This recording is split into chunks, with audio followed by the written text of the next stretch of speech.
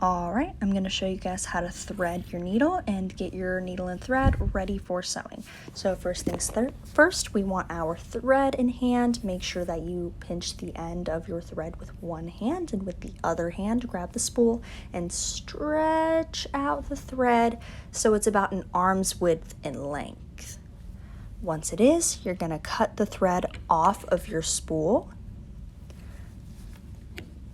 And then you're going to line up the two ends of your thread together and smooth out that thread.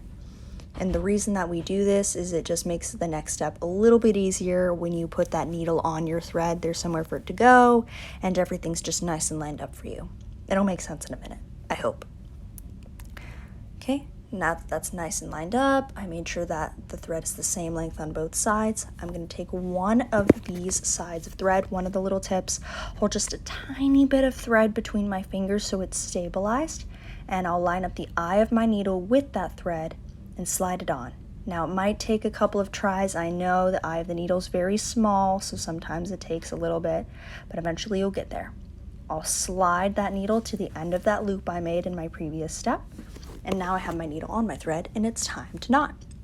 So for this, I'm going to make sure that I put my thread onto that first knuckle on my pointer finger and pinch between my pointer finger and thumb. Then I wrap the thread 3 times loosely around my pointer finger, and with my thumb and my pointer finger, I'm going to slide back and forth until I have a loop that slides off my finger. Now, see how I slid that loop? I held the thread stable with my right hand, and with my left hand I slid that thread backward, the loop anyway. And there you go.